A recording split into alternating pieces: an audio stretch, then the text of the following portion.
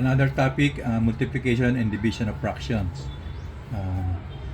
Solve natin ang problem ng letter A using multiplication. Sa multiplication, much easier dahil direkta na to. Pwede mo na competition direkta.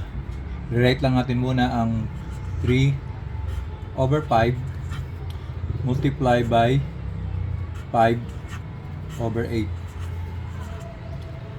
Dito pwede nating i-cancel to. Pero hindi ko pa gagawin yun dahil papakita ko sa inyo paano muna. Multiply natin to directly. 3 times 5 is equals 15. 5 times 8 is 40.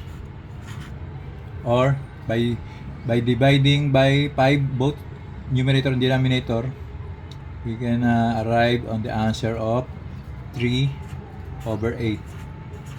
Or kung sa pabilis natin gagawin, pwede na to agad cancelin. Other solution 3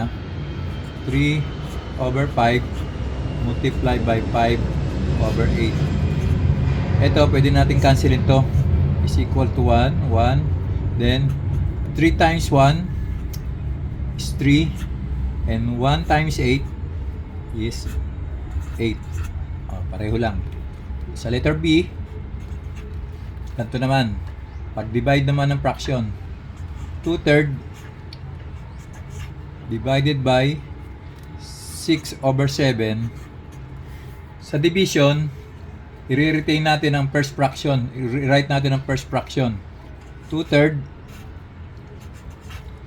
Then, ang sign ng operation na division, i-shift natin siya, papalitan natin siya ng multiplication.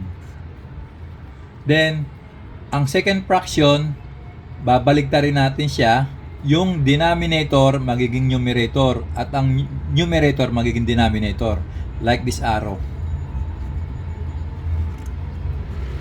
So, kung gusto natin ng arrow na to, yung 6 mapupunta sa denominator. And then, ang 7 magiging numerator. Then, proceed tayo sa multiplication. 2 times 7 is 14.